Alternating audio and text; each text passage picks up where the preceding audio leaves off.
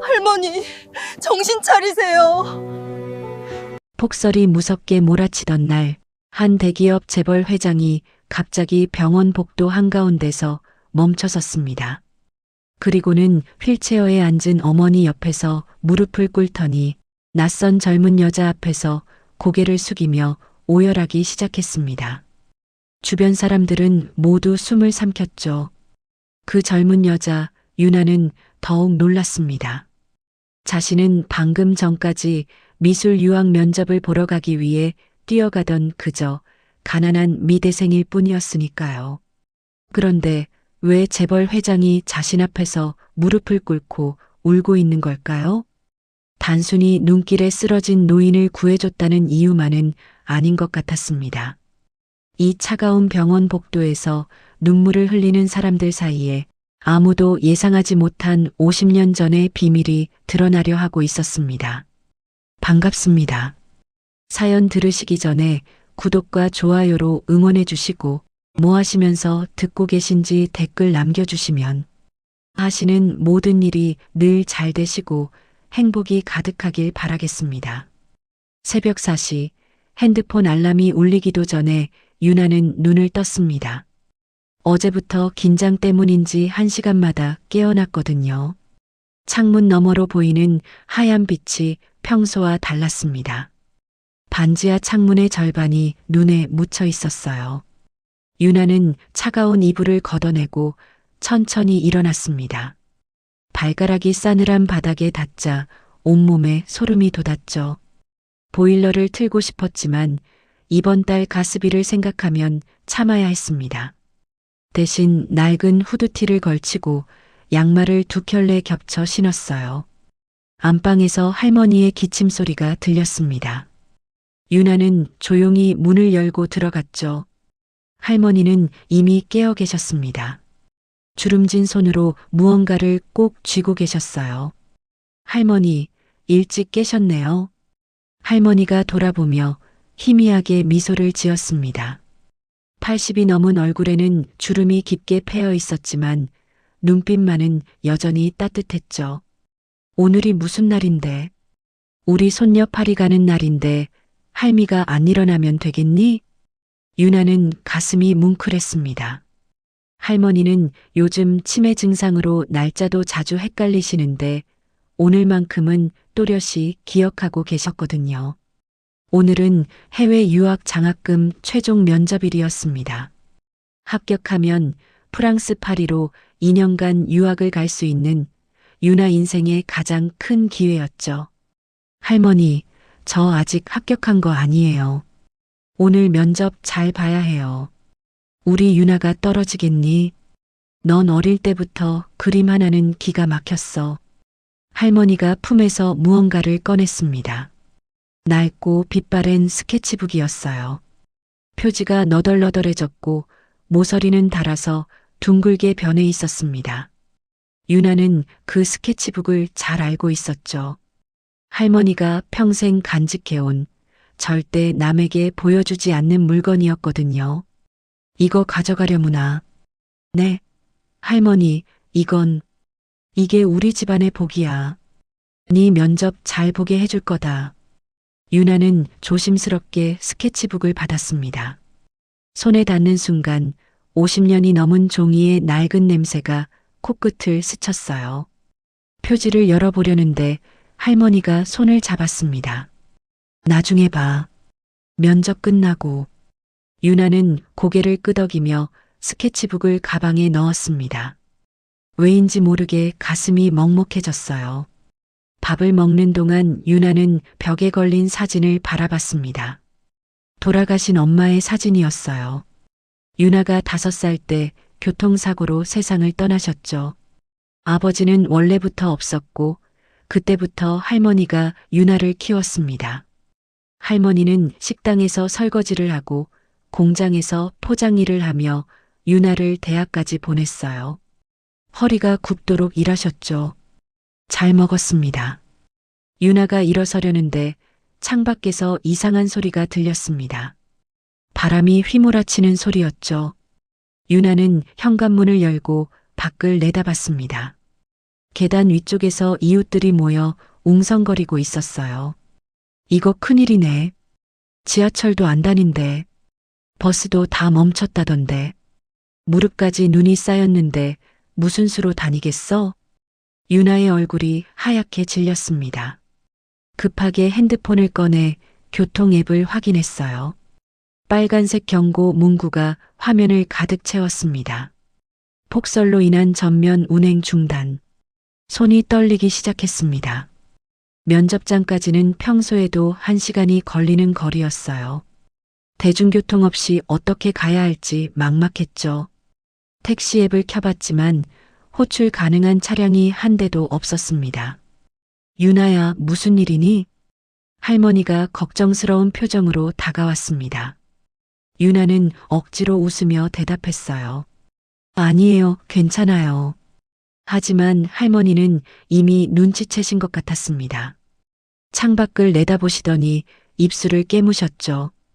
유나는 시계를 봤습니다. 7시 30분. 면접은 9시의 시작이었어요. 지금 출발해도 걸어서는 절대 도착할 수 없는 거리였습니다. 계단 위에서 누군가 말했어요. 오늘 무슨 면접 있다던 애들 다 포기하겠네. 이런 날씨에 누가 가겠어? 그 말에 유나의 가슴이 철렁 내려앉았습니다. 2년을 준비한 유학이었어요. 포트폴리오를 만들려고 밤새 그림을 그리고 학원비를 마련하려고 새벽부터 편의점 알바를 했죠. 할머니가 약값 아끼시며 모아주신 돈도 있었습니다. 유나는 주먹을 꽉 쥐었습니다. 뛰어가자. 뛰어가면 시간 안에 도착할 수 있을지도 몰라. 포기할 수 없었어요. 아니, 포기하면 안 됐습니다. 할머니, 다녀올게요. 유나야. 할머니가 불렀지만 유나는 이미 계단을 뛰어 올라가고 있었습니다. 밖으로 나가자 차가운 바람이 얼굴을 때렸어요. 눈발이 사방에서 휘날렸습니다. 정말로 무릎까지 눈이 쌓여 있었죠. 한 발짝 내디딜 때마다 눈 속에 발이 푹푹 빠졌습니다. 유나는 면접장 방향을 바라봤습니다. 하얀 눈만 끝없이 펼쳐져 있었어요. 도로는 보이지도 않았죠. 몇몇 사람들이 눈을 헤치며 걷고 있었지만 금세 포기하고 돌아서는 모습이 보였습니다. 어떻게 하지?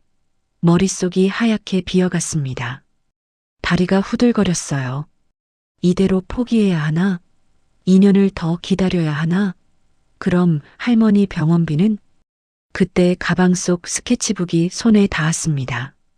할머니가 주신 우리 집안의 복이라던 그 스케치북. 유나는 깊게 숨을 들이마셨습니다. 차가운 공기가 폐를 가득 채웠어요. 그리고 결심했습니다. 어떻게든 시간 안에 도착하자. 발목까지 빠지는 눈을 헤치며 한 발짝, 또 한 발짝. 처음엔 걷다가 점점 속도를 높였습니다. 숨이 차올랐어요. 콧물이 흘렀지만 닦을 겨를도 없었죠. 얼마나 뛰었을까요? 온몸이 땀으로 흠뻑 젖었습니다. 무릎이 아프기 시작했어요. 낡은 운동화 속으로 눈이 들어와 발가락이 얼어붙는 것 같았죠. 그래도 멈출 수 없었습니다. 이제 조금만 더 가면 큰 길이 나올 거였어요. 언덕길에 다다랐을 때 유나는 잠시 멈춰섰습니다. 가파른 오르막이 눈앞에 펼쳐져 있었어요. 평소에도 힘든 길인데 눈까지 쌓여 있으니 더 무서워 보였습니다. 하지만 유나는 다시 뛰기 시작했어요. 한 발짝 내디딜 때마다 미끄러졌지만 넘어지지 않으려고 온 힘을 다했습니다. 후드티가 무거워졌어요. 땀에 젖은 옷이 몸에 달라붙었죠. 조금만 더 가면 돼. 스스로에게 말하며 계속 뛰었습니다. 하지만 몸은 점점 무거워졌어요. 다리가 떨리기 시작했죠. 숨이 목까지 차올라 더 이상 뛸 수 없을 것 같았습니다. 그때였어요. 언덕 중턱 벤치 옆에 무언가 쓰러져 있는 게 보였습니다. 사람이었어요. 유나는 순간 멈칫했습니다. 시계를 봤어요. 8시 30분. 면접까지 30분밖에 남지 않았죠. 지금 멈추면 정말로 늦을지도 몰랐습니다. 하지만 발이 저절로 그쪽을 향했어요. 가까이 다가가니 노인이었습니다. 할머니였어요.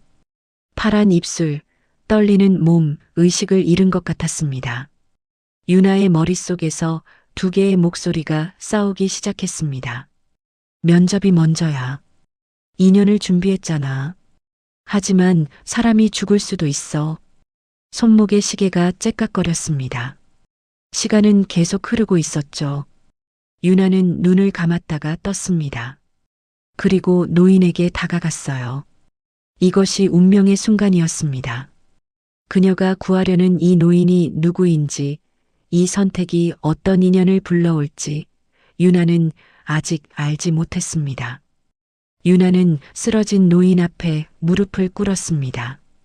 가까이서 보니 상태가 심각했어요. 노인의 얼굴은 하얗다 못해 푸른빛을 띠고 있었습니다. 입술은 보라색에 가까웠죠. 온몸이 미세하게 떨리고 있었는데 의식은 완전히 없는 상태였습니다. 유나는 재빨리 노인의 목 옆에 손가락을 댔어요. 맥박을 확인하는 거였죠. 아주 약하게, 불규칙하게 뛰고 있었습니다. 이어서 노인의 가슴에 귀를 가져다 댔어요. 호흡 소리가 거의 들리지 않았습니다. 저체온증이다. 유나는 미술을 전공했지만 할머니를 돌보면서 응급처치 강좌를 들은 적이 있었어요. 이 정도면 정말 위험한 상태였습니다. 노인의 주머니에서 약통이 반쯤 나와 있는 게 보였어요. 당뇨약이었죠. 저혈당까지 온 건가? 유나의 손이 떨리기 시작했습니다. 저체온증과 저혈당이 동시에 오면 정말 위험했어요. 지금 당장 병원에 가지 않으면 목숨을 잃을 수도 있었죠. 핸드폰을 꺼내 119를 눌렀습니다. 신호음이 길게 이어졌어요.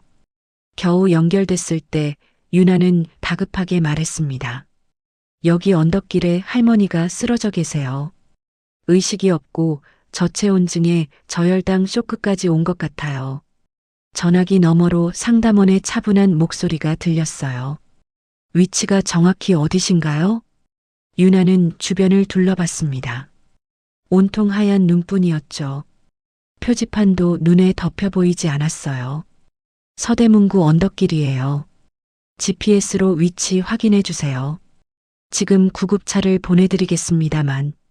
상담원의 목소리가 잠시 끊겼습니다. 유나의 가슴이 조급해졌어요. 네, 뭐가 문제인가요? 폭설로 도로가 완전히 마비된 상태입니다. 구급차가 도착하는데 최소 40분은 걸릴 것 같습니다. 40분. 유나는 다시 노인을 내려다봤습니다. 얼굴색이 점점 더 나빠지고 있었어요. 40분을 기다리면 이미 늦을 거였습니다. 그때까지 응급처치를 하고 계세요. 체온을 유지시켜 주시고. 상담원의 말이 계속됐지만 유나의 귀에는 들리지 않았습니다. 시계를 봤어요. 8시 35분. 면접 시작까지 25분밖에 남지 않았죠. 머릿속에서 두 가지 생각이 충돌했습니다.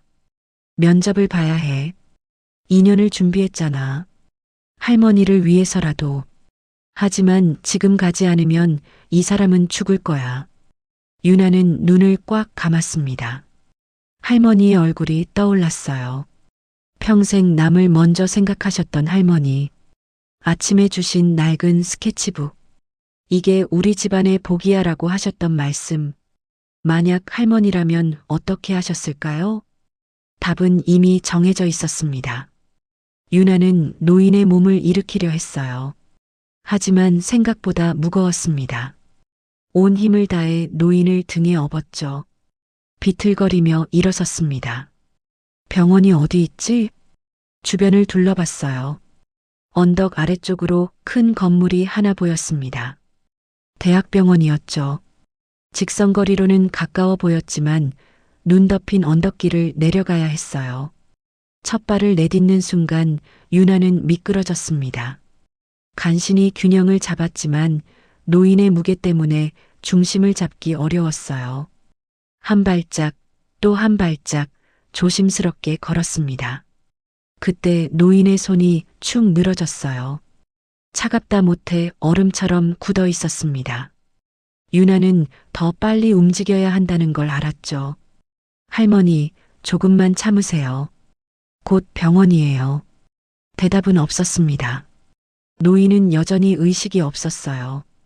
유나는 속도를 높였습니다. 그러자 발이 깊은 눈에 빠졌어요. 균형을 잃고 앞으로 쏠렸습니다. 넘어지면 안 돼. 유나는 이를 악물고 버텼습니다. 하지만 발이 돌부리에 걸렸어요. 그대로 앞으로 고꾸라졌죠. 노인이 눈밭에 떨어지지 않도록 몸을 틀었습니다. 그 바람에 유나의 무릎이 바닥에 돌에 그대로 부딪혔어요. 비명이 저절로 나왔습니다.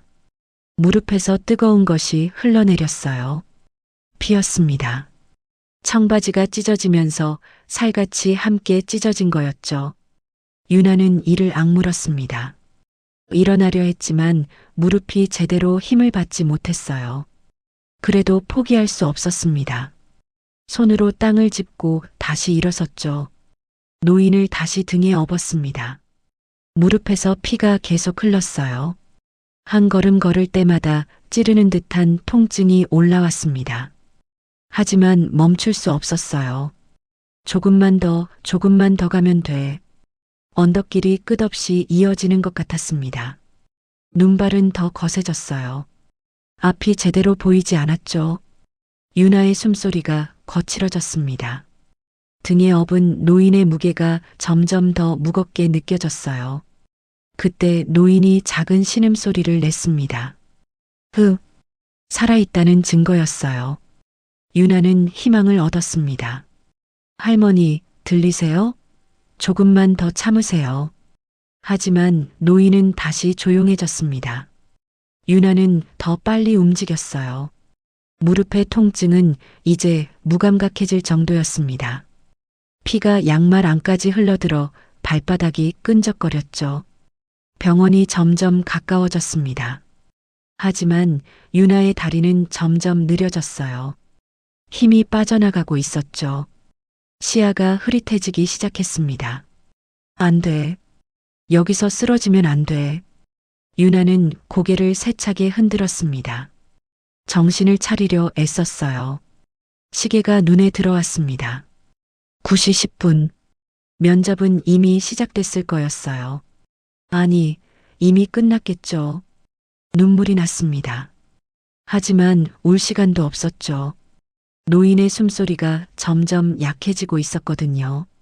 마침내 병원 입구가 보였습니다. 유리문 너머로 사람들의 모습이 보였어요. 유나는 남은 힘을 모두 짜냈습니다. 도와주세요. 목이 찢어질 듯 소리쳤습니다. 몇몇 사람들이 돌아봤어요. 그리고 놀란 표정으로 뛰어나왔죠. 이쪽입니다. 환자가 있어요.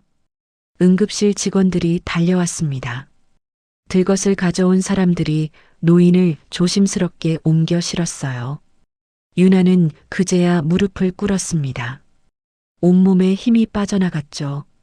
학생, 괜찮아요? 간호사 한 명이 유나에게 다가왔습니다. 그제야 유나의 무릎을 본 간호사가 깜짝 놀랐어요. 이런, 피가 이렇게 많이. 당장 치료받으셔야겠어요.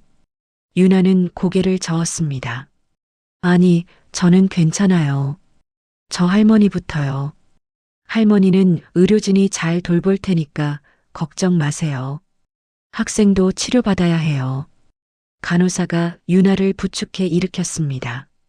그때서야 유나는 자신의 다리를 내려다봤어요. 청바지가 피로 붉게 물들어 있었습니다. 무릎 아래로 피가 줄줄 흘러내려 운동화까지 적시고 있었죠. 응급실 안으로 들어가면서 유나는 시계를 또 봤습니다. 9시 15분. 면접은 완전히 끝났어요. 2년의 노력이 물거품이 됐죠. 할머니께 뭐라고 말씀드려야 할지, 앞으로 어떻게 해야 할지 앞이 캄캄했습니다. 하지만 이상하게도 후회는 없었어요. 저 노인이 살아날 수만 있다면 그것으로 충분했습니다. 저기 할머니 괜찮으실까요? 간호사에게 물었습니다. 간호사는 부드럽게 미소 지었어요. 의사 선생님들이 최선을 다하고 계세요. 학생이 빨리 데려와 주셔서 희망이 있어요. 유나는 안도의 한숨을 쉬었습니다. 그리고 조용히 눈을 감았어요. 할머니, 제가 옳은 선택을 한 거죠?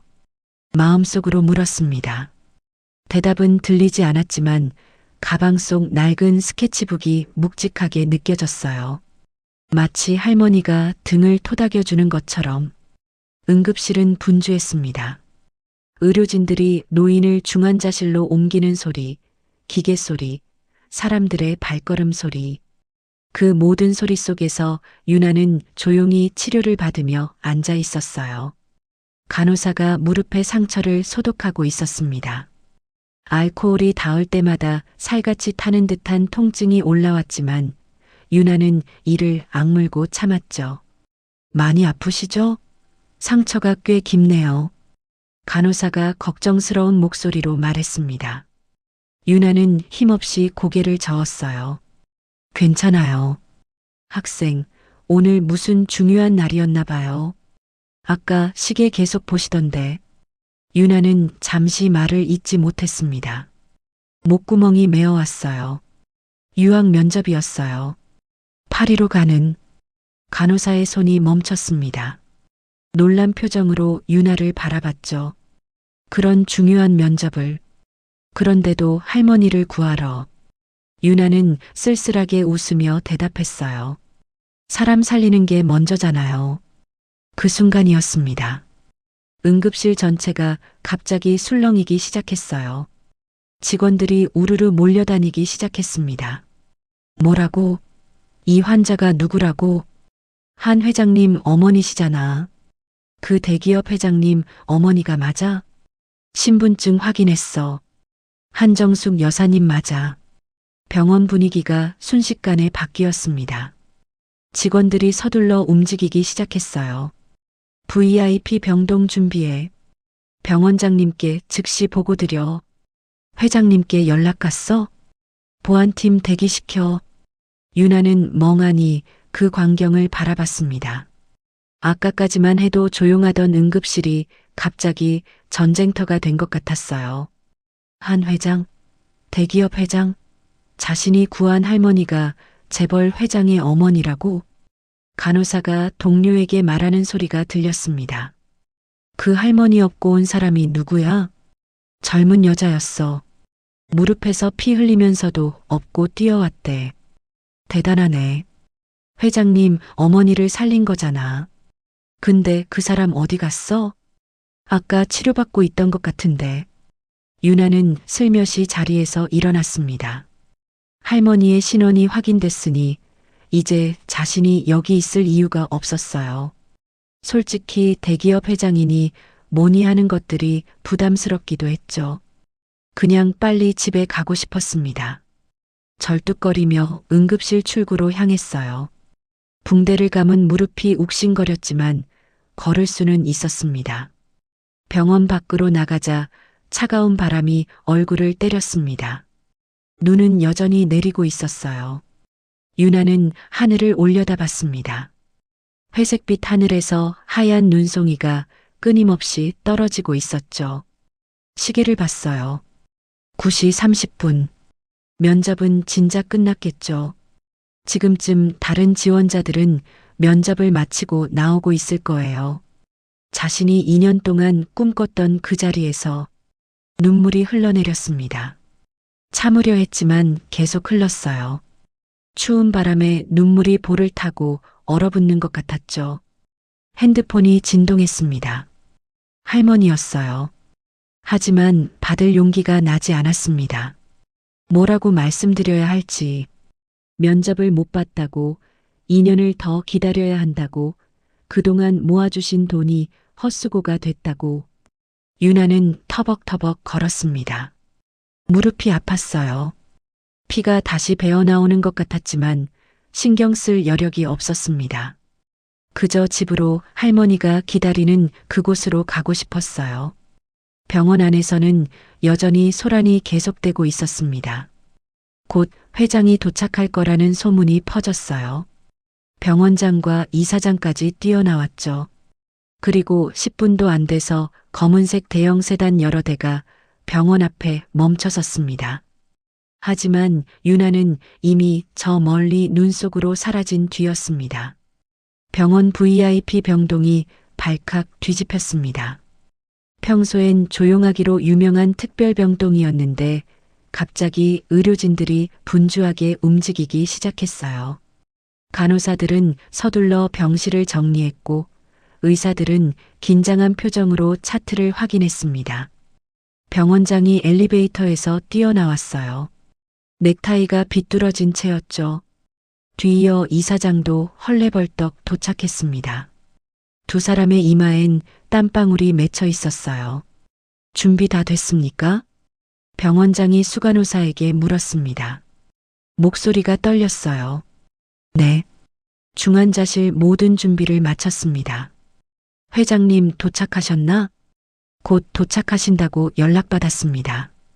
병원 정문 앞에는 이미 보안 요원들이 대기하고 있었습니다. 모두가 긴장한 표정이었죠. 잠시 후 검은색 대형 세단 세 대가 병원 앞에 멈춰섰습니다. 가운데 차의 문이 열렸어요. 내린 사람은 한세진 회장이었습니다. 대한민국 재계 서열 5손가락 안에 드는 거물이었죠. 하지만 평소 텔레비전에서 보던 카리스마 넘치는 모습은 온데간데 없었습니다. 세진의 얼굴은 하얗게 질려 있었어요. 눈빛에는 공포가 가득했습니다. 어머니를 잃을지도 모른다는 두려움이 얼굴에 그대로 드러나 있었죠. 세진은 거의 뛰다시피 병원으로 들어갔습니다. 비서들이 뒤따랐어요. 병원장과 이사장이 황급히 맞으러 나왔습니다. 회장님, 어머님은 지금 어머니 상태가 어떻습니까? 세진의 목소리가 떨렸습니다. 평소에 낮고 침착한 목소리가 아니었어요. 마치 어린아이처럼 불안해하는 목소리였죠. 병원장이 조심스럽게 대답했습니다. 저혈당과 저체온 쇼크가 동시에 오셨었습니다. 지금은 안정을 찾으셨지만 세진의 몸이 흔들렸습니다. 비서가 급히 부축했어요. 저혈당과 저체온이 동시에요? 네. 폭설 속에서 쓰러지셨던 것 같습니다. 조금만 더 늦었으면 정말 위험했을. 병원장은 말을 멈췄습니다. 세진의 얼굴이 더욱 창백해졌거든요. 세진은 떨리는 목소리로 물었습니다. 누가 발견했습니까?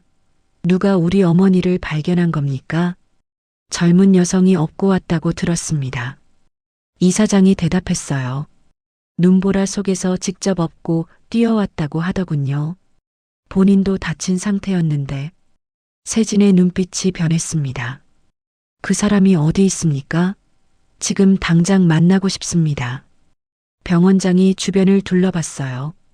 아까 응급실에서 치료받았다고 들었는데 지금 찾아보겠습니다. 직원들이 여기저기 수소문했지만 아무도 유나가 어디로 갔는지 몰랐어요. 응급실 간호사가 황급히 뛰어왔습니다. 이미 나가신 것 같습니다. 치료 중간에 자리를 뜨셨어요. 나갔다고요? 세진의 목소리에 아쉬움이 묻어났습니다. 하지만 지금은 어머니가 먼저였죠. 먼저 어머니를 뵙겠습니다. 세진은 중환자실로 향했어요. 복도를 걸어가는 내내 다리가 후들거렸습니다. 어머니가 어떤 상태일지, 정말 괜찮은 건지 불안감이 계속 밀려왔죠. 중환자실 문 앞에서 세진은 잠시 멈췄습니다. 깊게 숨을 들이마시고 문을 열었어요. 병상에 누워있는 어머니의 모습이 보였습니다. 산소 호흡기를 끼고 계셨어요. 따뜻한 담요가 몸을 감싸고 있었죠. 얼굴은 여전히 창백했지만 숨은 규칙적으로 쉬고 계셨습니다. 세진은 어머니 곁으로 다가갔어요. 무릎을 꿇고 어머니의 손을 잡았습니다. 차가웠어요. 아직도 체온이 완전히 돌아오지 않은 것 같았죠. 어머니, 세진의 목소리가 갈라졌습니다. 죄송합니다. 제가 더 잘 모셨어야 했는데 눈물이 흘러내렸어요. 대한민국 최고의 기업 총수가 어머니 앞에서 어린아이처럼 울고 있었습니다. 담당 의사가 조용히 다가왔어요. 회장님, 어머님은 이제 안정을 찾으셨습니다. 정말 괜찮은 겁니까? 네. 다행히 제때 발견되어서 조금만 더 늦었어도 정말 위험했을 겁니다. 저체온증이 심각한 상태였거든요. 세진은 고개를 들었습니다. 눈가에 눈물이 맺혀 있었어요. 조금만 늦었어도 위험했다고요? 네. 30분만 더 늦었어도 소생이 어려웠을 겁니다. 의사의 말에 세진은 온몸에 소름이 돋았습니다. 30분. 그 짧은 시간이 어머니의 생사를 갈랐다는 거였어요. 누가 어머니를 업고 왔다고요? 세진이 다시 물었습니다. 간절한 목소리였어요. 젊은 여성이었다고 들었습니다. 무릎에서 피를 흘리면서도 어머님을 업고 뛰어왔다고. 세진은 그 사람이 누군지 꼭 알고 싶었습니다. 어머니의 생명의 은인. 그 사람에게 무엇이든 보답하고 싶었어요. CCTV를 확인해 주세요. 그 사람이 누군지 꼭 찾아야 합니다. 비서가 고개를 숙였습니다. 알겠습니다. 바로 확인하겠습니다. 10분 후 병원 보안실에서 CCTV 영상이 재생되고 있었습니다. 화면에는 폭설이 내리는 병원 입구가 보였어요. 그리고 저 멀리서 누군가 뛰어오는 모습이 포착됐습니다. 유나였어요. 노인을 등에 업고 필사적으로 뛰고 있었습니다. 눈보라를 뚫고 미끄러지면서도 계속 앞으로 나아갔죠. 세진은 화면을 뚫어지게 바라봤습니다. 말을 잇지 못했어요. 화면이 확대됐습니다. 유나의 모습이 더 선명하게 보였어요. 찢어진 청바지 사이로 피가 흘러내리고 있었습니다. 무릎이 빨갛게 물들어 있었죠. 무릎이, 피가. 세진이 중얼거렸습니다.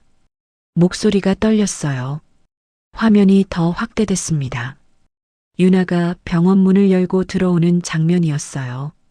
그때 유나의 손에 들린 무언가가 화면에 잡혔습니다. 낡고 빛바랜 스케치북이었어요. 표지가 너덜너덜하고 모서리가 둥글게 달아 있었죠. 세진은 순간 숨이 멎는 것 같았습니다. 저건. 화면을 더 가까이 보려고 몸을 앞으로 기울였어요. 눈을 비비고 다시 봤습니다. 착각일까? 아닐 거야. 하지만 저건. 설마. 세진의 얼굴이 하얗게 질렸습니다. 그리고 이내 눈가가 붉어지기 시작했어요. 비서가 걱정스럽게 물었습니다. 회장님, 무슨 일이십니까?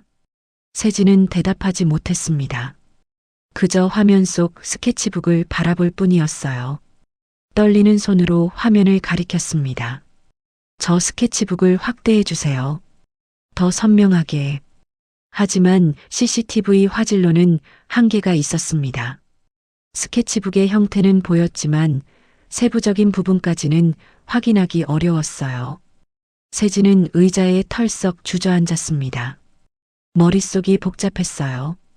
저 스케치북이 정말 그 스케치북일까? 그럴 리 없다고 생각하면서도 왜 이렇게 가슴이 뛰는 걸까? 어머니가 평생 찾으셨던 그것.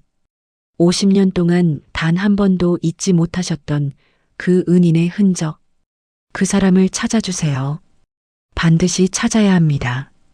세진의 목소리에는 절박함이 묻어났습니다. 네, 회장님. 전력을 다하겠습니다. 비서들이 서둘러 나갔어요. 병원 직원들에게 수소문하고 응급실 기록을 확인하고 주변 CCTV를 추가로 확보했습니다. 세진은 계속 화면을 바라봤어요. 유나가 어머니를 업고 뛰는 모습을 반복해서 재생했습니다. 그때마다 손에 들린 스케치북이 눈에 들어왔어요. 화면 속에서 미세하게 흔들리는 그 스케치북이 마치 무언가를 말하려는 것 같았습니다. 세진은 알 수 없는 예감에 온몸이 떨렸어요. 한편 유나는 집으로 돌아가고 있었습니다. 무릎의 통증은 여전했어요. 붕대 사이로 피가 조금씩 배어나왔죠. 하지만 그보다 더 아픈 건 마음이었습니다. 시계를 봤어요. 10시가 넘었습니다. 면접은 진작 끝났겠죠. 지금쯤 합격자가 결정됐을지도 몰라요. 자신 없이 눈물이 흘러내렸습니다. 참으려 했지만 계속 흘렀어요. 추운 바람에 눈물이 볼을 타고 흘러내렸죠. 얼마나 걸었을까요? 마침내 익숙한 골목이 보였습니다. 반지하로 내려가는 계단. 유나는 천천히 계단을 내려갔어요. 현관문을 열자 할머니가 거실에 앉아 계셨습니다. TV도 켜지 않은 채 그냥 문만 바라보고 계셨죠. 유나를 보자마자 할머니의 얼굴이 환해졌습니다. 유나야, 왔구나. 면접은 어때? 할머니의 말이 멈췄습니다. 유나의 얼굴을 본 거였어요. 눈물 자국, 창백한 얼굴, 그리고 피로 물든 청바지. 유나야, 무슨 일이니? 다리가 왜 그러니?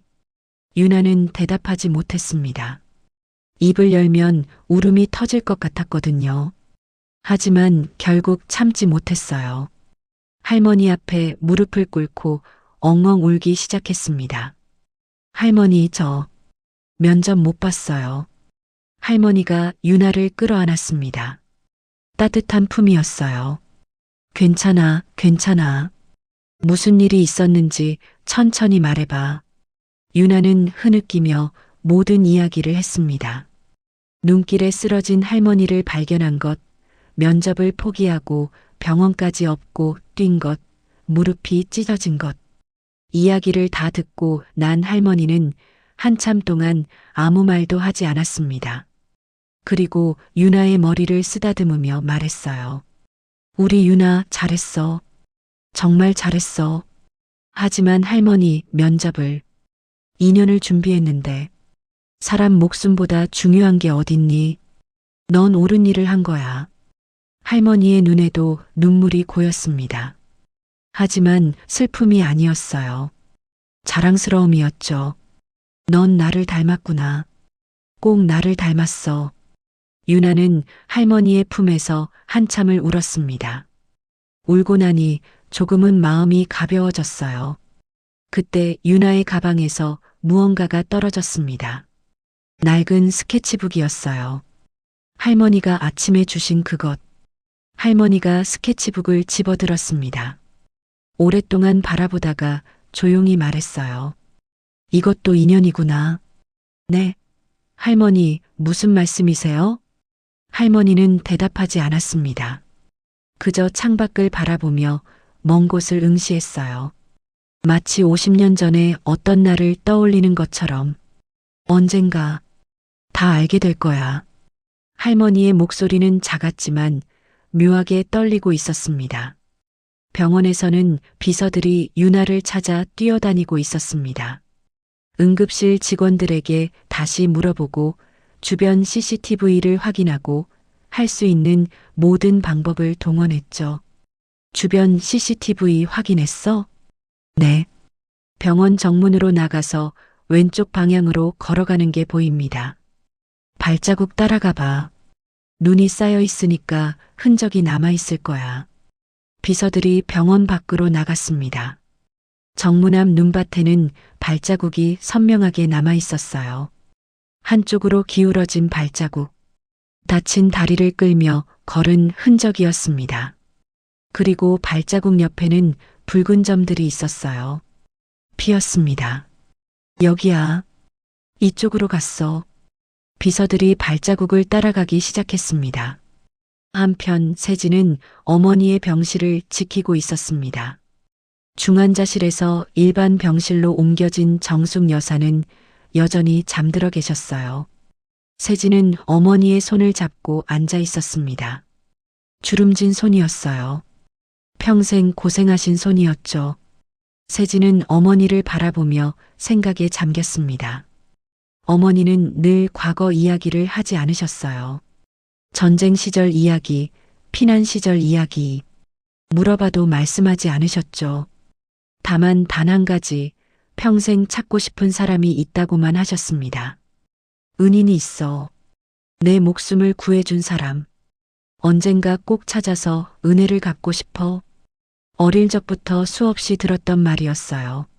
하지만 그 은인이 누구인지, 어떻게 구해주셨는지는 끝내 말씀하지 않으셨습니다. 그때 정숙 여사의 손가락이 미세하게 움직였습니다. 세진이 급히 몸을 일으켰어요. 어머니, 어머니 깨셨어요? 정숙 여사가 천천히 눈을 떴습니다. 흐릿한 눈으로 천장을 바라보다가 고개를 돌려 세진을 봤어요. 세진아. 목소리가 갈라졌습니다. 세진이 급히 물을 떠왔어요. 정숙 여사가 물을 한 모금 마시고 나서야 목소리가 조금 나아졌습니다. 여기가 어디니? 병원이에요, 어머니. 눈길에서 쓰러지셨어요. 왜 그런 날씨에 혼자 나가셨어요? 정숙 여사는 대답하지 않았습니다. 창밖을 바라봤어요. 눈이 여전히 내리고 있었죠. 눈이 오는구나. 네, 어머니. 폭설이에요. 그런데 왜 나가셨어요? 운전기사한테 말씀하시면 되잖아요. 정숙 여사가 희미하게 웃었습니다. 혼자 걷고 싶었어. 옛날 생각이 나서. 옛날이요? 이렇게 눈이 많이 오던 날이었어. 그때도. 세진은 어머니의 표정을 살폈습니다. 평소와 다른 눈빛이었어요. 먼 곳을 바라보는 듯한 아득한 눈빛. 어머니, 무슨 날이요? 정숙 여사가 잠시 침묵했습니다. 그리고 천천히 입을 열었어요. 1951년 겨울이었어. 세진의 눈이 커졌습니다. 어머니가 처음으로 과거 이야기를 꺼내신 거였어요. 전쟁통에 가족을 다 잃고 혼자 남았지. 13살이었어. 피난민 행렬을 따라 남쪽으로 내려가고 있었는데 눈이 너무 많이 왔어. 정숙 여사의 목소리가 떨렸습니다. 사람들이 하나둘 쓰러졌어. 굶주림과 추위에. 나도 더 이상 걸을 수가 없었지. 길가에 주저앉았어. 이대로 죽는구나 싶었어. 세진은 숨을 죽이고 들었습니다. 처음 듣는 이야기였어요. 그때 누가 다가왔어. 나랑 비슷한 또래 여자아이였지. 그 아이도 피난민이었어. 누더기 같은 옷을 입고 있었고 얼굴은 때가 껴서 까맸어. 하지만 눈만은 맑았지. 정숙 여사의 눈에 눈물이 고이기 시작했습니다. 그 아이가 품에서 뭔가를 꺼냈어. 감자 2개였어. 아마 그 아이가 가진 전부였을 거야. 마지막 식량이었을 거야. 그걸 어머니한테. 응. 내 손에 쥐어주면서 말했어. 이거 먹어. 그래야 살아. 나는 받을 수 없다고 했어. 그럼 너는 어떡하냐고. 그랬더니 그 아이가 웃더라. 정숙 여사가 눈물을 훔쳤습니다. 괜찮아. 나는 즐겨서 쉽게는 안 죽어. 그러면서 억지로 내 손에 감자를 쥐어줬어. 그리고 품에서 종이 뭉치를 꺼냈지. 스케치북이었어. 세진의 심장이 쿵 내려앉았습니다. 스케치북. 그 아이가 연필로 내 얼굴을 그리더라. 추운 날씨에 손이 꽁꽁 얼었을 텐데 그래도 열심히 그렸어. 그림을 다 그리고 나서 내 손을 잡고 말했지. 정숙 여사의 목소리가 갈라졌습니다. 꼭 살아남아. 나중에 다시 만나자. 그때 이 그림 돌려줘. 그 말을 남기고 눈 속으로 사라졌어. 다시는 못 봤어. 세진은 말을 잇지 못했습니다. 가슴이 먹먹해졌어요. 그 아이 이름이 뭐였어요? 정숙 여사가 천천히 대답했습니다. 복순이. 김복순. 세진의 눈이 커졌습니다. 그 아이 덕분에 살았어. 감자 2개로 버텨서 다음 마을까지 갔고 거기서 구호소를 만났지. 그 아이가 아니었으면 나는 그 눈밭에서 죽었을 거야. 정숙 여사가 세진의 손을 꼭 잡았습니다. 평생 그 아이를 찾았어. 내 목숨을 구해준 은인. 은혜를 갚고 싶었어. 하지만 못 찾았지. 이름밖에 모르니까. 얼굴도 가물가물해. 하지만 그 스케치북만은 기억해. 너덜너덜한 표지, 둥글게 다른 모서리. 세진의 머릿속에서 CCTV 영상이 떠올랐습니다. 유나가 들고 있던 낡은 스케치북. 너덜너덜한 표지, 둥글게 다른 모서리. 설마, 어머니, 그 스케치북. 혹시 기억나세요? 어떻게 생겼는지. 잊을 수가 없지. 갈색 표지였어. 모서리가 닳아서 둥그렇고 뒷표지에 뭔가 글씨가 적혀 있었어. 무슨 글씨요? 정숙 여사가 눈을 감았습니다. 50년 전의 기억을 더듬는 것 같았어요. 언젠가 꼭 갚겠습니다. 복순이가 적은 거야. 자기가 받은 은혜를 갚겠다고. 무슨 은혜인지는 모르겠지만 세진의 손이 떨리기 시작했습니다. 급히 핸드폰을 꺼내 비서에게 전화를 걸었어요. 아까 그 스케치북 뒷표지에 글씨가 있었어? 잠시만요. 확인해 보겠습니다. 잠시 후 비서의 목소리가 들렸습니다. CCTV 화질로는 정확히 안 보이는데 뭔가 글씨 같은 게 있는 것 같긴 합니다. 세진은 전화를 끊고 어머니를 바라봤습니다. 어머니, 오늘 어머니를 구해준 사람이 있어요. 나를 구해줬다고? 네. 젊은 여자였어요. 눈보라 속에서 어머니를 업고 병원까지 뛰어왔대요. 무릎에서 피를 흘리면서도 정숙 여사의 눈이 커졌습니다. 그 사람이 낡은 스케치북을 가지고 있었어요. 너덜너덜한 표지에 모서리가 둥글게 다른. 정숙 여사의 얼굴이 하얗게 질렸습니다. 손이 떨리기 시작했어요. 그게 정말이니? 아직 확실하진 않아요. 하지만 찾고 있어요. 그 사람을. 정숙 여사가 이불을 걷어내며 일어나려 했습니다. 어머니, 뭐 하세요? 아직 안정을 취하셔야 해요. 그 아이를 찾아야 해. 복순이를. 아니, 복순이 손녀일 수도 있어. 50년이 지났으니까. 정숙 여사의 눈에서 눈물이 흘러내렸습니다. 그 스케치북. 50년 동안 찾았어. 그 은인을 찾고 싶었는데. 혹시 정말로. 세진은 어머니를 조심스럽게 다시 눕혔습니다. 제가 꼭 찾을게요, 어머니. 그 사람이 누구든 꼭 찾아올게요. 정숙 여사가 세진의 손을 꼭 잡았습니다. 주름진 손에 힘이 들어갔어요. 꼭 찾아줘. 이게 마지막 소원이야. 세진은 고개를 끄덕였습니다. 그리고 핸드폰을 들어 비서에게 다시 전화를 걸었어요. 그 사람 지금 당장 찾아. 뭐가 됐든 오늘 안으로 꼭 찾아야 해. 병원 복도에 긴장감이 감돌았습니다. 50년 전의 인연이 이제야 실마리를 찾으려 하고 있었어요. 눈보라 속에서 시작된 인연이 또다시 눈보라 속에서 이어지려 하고 있었습니다. 세진의 비서들이 유나를 찾아낸 건 그날 오후였습니다. 병원 응급실 기록에 남아있던 전화번호와 주소. 어렵지 않게 추적할 수 있었죠. 회장님 찾았습니다. 비서가 보고했습니다. 서유나, 24세, 미술대학 4학년입니다. 서대문구 반지하에 외할머니와 단둘이 살고 있고요. 외할머니? 네. 김복순, 82세입니다. 세진의 심장이 멈추는 것 같았습니다. 김복순, 어머니가 말씀하신 그 이름. 지금 당장 가겠습니다.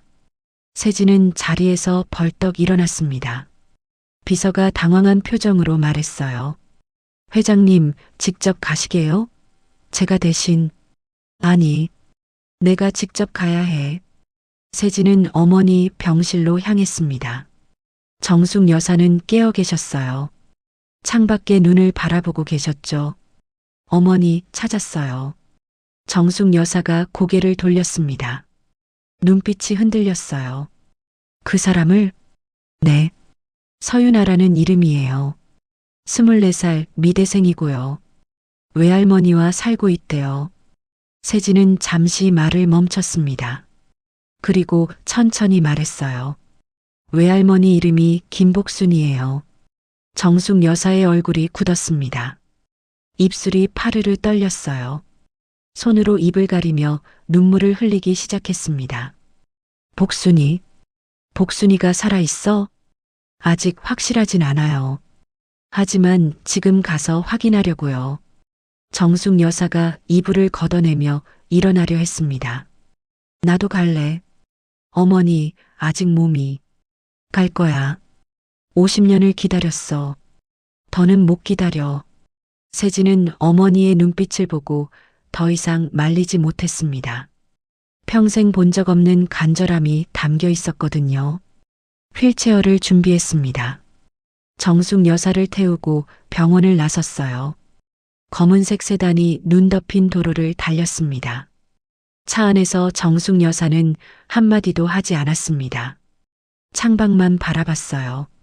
손은 계속 무릎 위에서 떨리고 있었죠. 얼마나 달렸을까요? 차가 좁은 골목으로 들어섰습니다. 오래된 주택가였어요. 낡은 건물들이 다닥다닥 붙어 있었죠. 세진은 창밖을 보며 마음이 무거워졌습니다. 어머니의 생명을 구한 사람이 이런 곳에 살고 있다니. 여기입니다, 회장님. 차가 멈췄습니다. 반지하로 내려가는 계단이 보였어요. 계단에는 눈이 수북이 쌓여 있었습니다. 누가 치우다 만 것처럼 삽이 한쪽에 놓여 있었죠. 세진이 먼저 내렸습니다. 그리고 휠체어를 꺼내 어머니를 태웠어요. 비서가 부축하려 했지만 세진이 직접 휠체어를 밀었습니다. 계단을 내려가기 어려워서 세진이 어머니를 업었습니다. 정숙 여사가 놀란 표정을 지었어요. 세진아, 괜찮니? 무겁지 않니? 괜찮아요, 어머니. 계단을 내려가 현관문 앞에 섰습니다. 낡은 철문이었어요. 페인트가 벗겨져 있었고 문고리는 녹이 슬어 있었죠. 세진이 초인종을 눌렀습니다. 안에서 발소리가 들렸어요. 잠시 후 문이 열렸습니다. 유나였습니다. 눈이 퉁퉁 부어 있었어요. 울었던 게 분명했죠. 무릎에는 붕대가 감겨 있었습니다. 유나는 문 앞에 선 사람들을 보고 깜짝 놀랐습니다. 정장 차림의 남자들, 그리고 휠체어에 앉은 노인. 누구세요? 세진이 조심스럽게 말했습니다. 안녕하세요. 저는 한세진입니다. 오늘 아침에 제 어머니를 구해주셨죠. 유나의 눈이 커졌습니다. 한세진. 그 이름을 어디서 들었죠? 아, 병원에서 들었어요. 대기업 회장? 아, 네. 그 할머니 아드님이세요? 네. 찾아뵙고 감사 인사를 드리고 싶었습니다. 들어가도 될까요? 유나는 당황했습니다. 이렇게 갑자기 찾아올 줄은 몰랐거든요. 게다가 집안이 너무 초라했어요. 대기업 회장을 들릴 만한 곳이 아니었죠. 저희 집이 좀 좁아서. 괜찮습니다. 잠깐이면 됩니다. 유나는 어쩔 수 없이 문을 열어주었습니다. 세진이 어머니의 휠체어를 밀고 들어왔어요. 집안은 정말 좁았습니다. 방 하나에 부엌 하나. 벽에는 곰팡이 자국이 있었고 천장에서는 물이 샌 흔적이 보였죠. 하지만 깔끔하게 정돈되어 있었어요. 가난하지만 단정한 삶의 흔적이었습니다. 세진의 시선이 벽에 걸린 그림들에 멈췄습니다. 여러 점의 초상화가 걸려 있었어요. 한 노인의 얼굴이었습니다. 젊은 시절부터 지금까지 다양한 나이대의 얼굴이 그려져 있었죠. 이 그림들은 제가 그린 거예요. 할머니 얼굴이요. 할머니 젊었을 때 사진이 없어서 상상으로 그렸어요. 세진은 그림들을 자세히 봤습니다. 정성이 가득 담긴 그림이었어요. 할머니에 대한 사랑이 느껴졌죠. 그때 정숙 여사가 작은 소리로 말했습니다. 이 그림체. 세진이 어머니를 바라봤습니다. 정숙 여사의 얼굴이 하얗게 질려 있었어요. 이 그림체가 똑같아. 그때 그 아이가 그린 것과. 유나가 의아한 표정을 지었습니다. 네, 무슨 말씀이세요? 그때 안방에서 목소리가 들렸습니다. 유나야, 누가 왔니? 할머니 복순의 목소리였어요. 유나가 안방으로 향했습니다. 할머니, 손님이 오셨어요. 오늘 아침에 제가 도와드린 할머니 가족분들이래요. 유나가 복순 할머니를 부축해 거실로 나왔습니다. 복순 할머니는 허리가 굽어 있었고 걸음이 느렸어요. 치매 때문인지 눈빛이 조금 흐릿했습니다. 정숙 여사가 복순 할머니를 보는 순간 숨이 멎는 것 같았습니다. 50년이 지났지만 그 눈만은 알아볼 수 있었어요. 맑고 따뜻한 눈. 복순아. 정숙 여사의 입에서 저절로 이름이 흘러나왔습니다. 목소리가 떨렸어요. 복순 할머니가 고개를 들었습니다. 정숙 여사를 바라봤어요. 흐릿하던 눈빛이 잠깐 또렷해졌습니다. 누구? 복순 할머니가 정숙 여사에게 다가왔습니다. 천천히, 아주 천천히. 주름진 손을 들어 정숙 여사의 얼굴을 만졌어요. 이 얼굴. 복순 할머니의 손이 떨렸습니다. 내가 그렸던. 정숙 여사가 복순 할머니의 손을 잡았습니다. 눈물이 주르륵 흘러내렸어요. 복순아, 나야. 정숙이야. 그때 내가 살려준 정숙이. 복순 할머니의 눈이 커졌습니다. 흐릿하던 눈빛에 빛이 돌아왔어요. 마치 안개가 걷히듯 50년 전의 기억이 떠오르는 것 같았습니다. 정숙아. 복순 할머니의 눈에서도 눈물이 흘러내렸습니다. 정숙아. 살았구나. 잘 살았구나. 두 할머니가 서로를 끌어안았습니다. 80이 넘은 두 노인이 어린아이처럼 엉엉 울었어요. 50년 만의 재회였습니다. 유나는 무슨 일인지 이해할 수 없었습니다. 세진도 눈시울이 붉어진 채 두 할머니를 바라봤죠. 할머니, 이분이 누구세요? 어떻게 아세요? 유나가 물었습니다. 하지만 복순 할머니는 대답하지 못했어요. 그저 정숙 여사를 끌어안고 울기만 했습니다. 정숙 여사가 먼저 입을 열었습니다. 1951년이었어. 전쟁통에 죽어가던 나를 살려준 사람이야. 이 사람이 아니었으면 나는 그 눈밭에서 죽었을 거야. 유나의 눈이 커졌습니다. 할머니가요? 우리 할머니가? 그래. 내 할머니가 내 목숨을 구해줬어. 자기가 가진 마지막 식량을 나한테 줬어. 그리고 내 얼굴을 그려줬지. 이 스케치북에. 정숙 여사가 유나의 가방에서 삐져나온 스케치북을 가리켰습니다. 유나가 급히 스케치북을 꺼냈어요. 이거요? 이게 그때 그 스케치북이에요? 정숙 여사가 스케치북을 받아들었습니다. 떨리는 손으로 표지를 쓰다듬었어요. 맞아. 이거야. 50년 동안 찾았어. 스케치북을 열었습니다. 첫 장에 그림이 있었어요. 어린 소녀의 얼굴. 비록 종이가 누렇게 바랬지만 그림은 여전히 선명했습니다. 이게 나야. 13살의 나. 유나는 믿을 수 없다는 표정으로 그림을 바라봤습니다. 그리고 할머니를 봤어요. 할머니, 이 그림 할머니가 그리신 거예요? 복순 할머니가 고개를 끄덕였습니다. 눈물이 계속 흘러내렸어요. 예쁜 아가였어. 죽게 생겼는데 살려야 했어. 정숙 여사가 스케치북을 넘겼습니다. 마지막 페이지가 나왔어요. 거기에 글씨가 적혀 있었습니다. 언젠가 꼭 갚겠습니다. 정숙 여사가 그 글씨를 손가락으로 쓰다듬었습니다. 이 글씨, 무슨 은혜를 갚겠다는 거였어? 복순 할머니가 천천히 대답했습니다. 목소리가 갈라졌어요. 그림 그리는 거 배우게 해준 사람이 있었어. 그 은혜를 갚고 싶었어. 근데 못 갚고 말끝이 흐려졌습니다. 치매 때문이었어요. 기억이 다시 흐릿해지는 것 같았습니다. 괜찮아, 복순아. 천천히 말해. 정숙 여사가 복순 할머니의 손을 잡았습니다. 하지만 복순 할머니의 눈빛은 다시 흐려지고 있었어요. 정수가, 잘 살았니? 잘 살았어? 응, 잘 살았어. 내 덕분에 잘 살았어. 복순 할머니가 희미하게 웃었습니다. 그리고 고개를 돌려 유나를 바라봤어요. 우리 유나, 그림 잘 그리지. 나를 닮아서.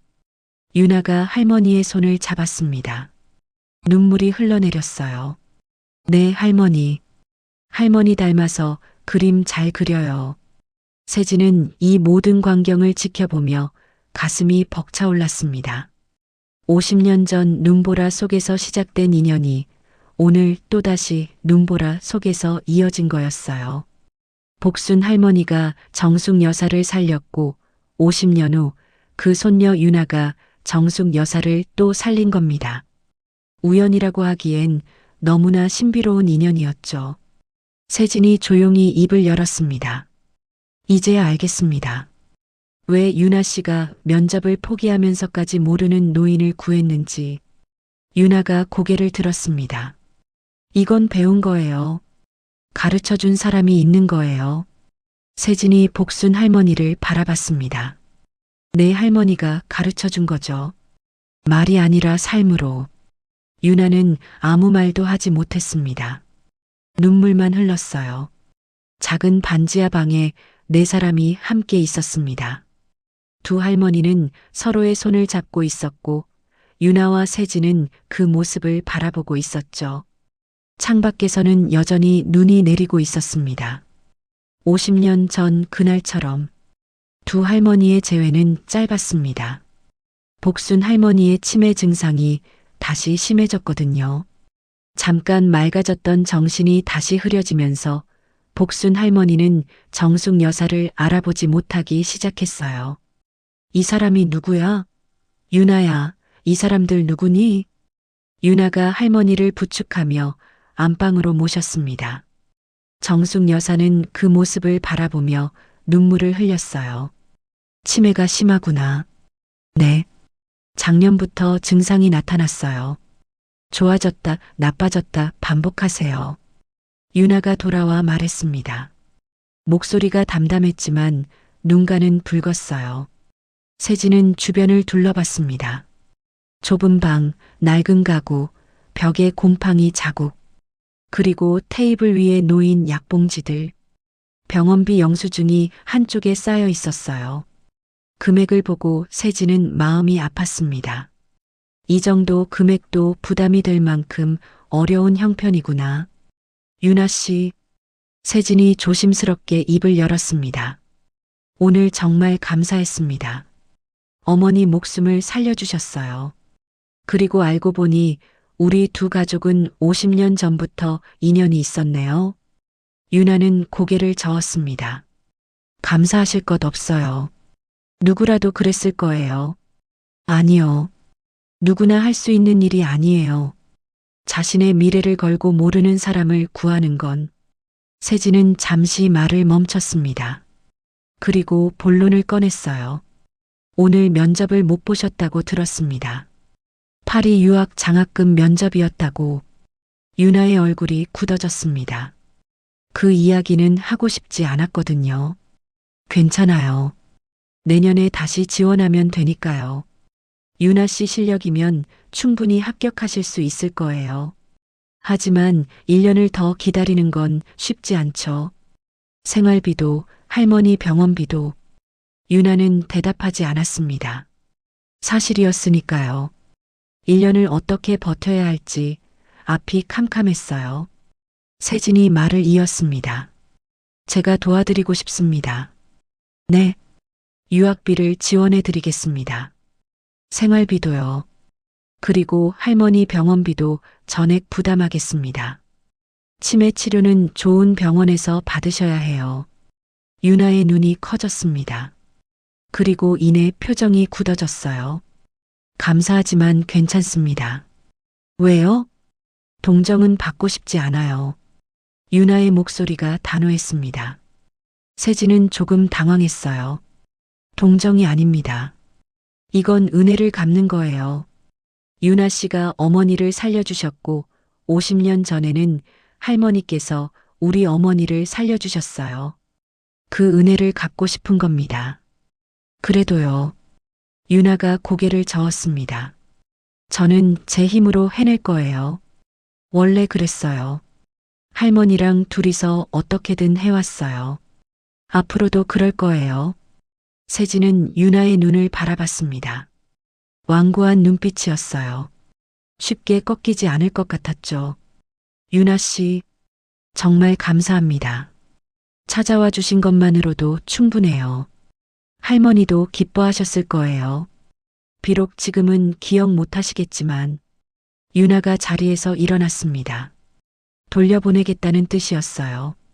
세진은 더 이상 고집할 수 없었습니다.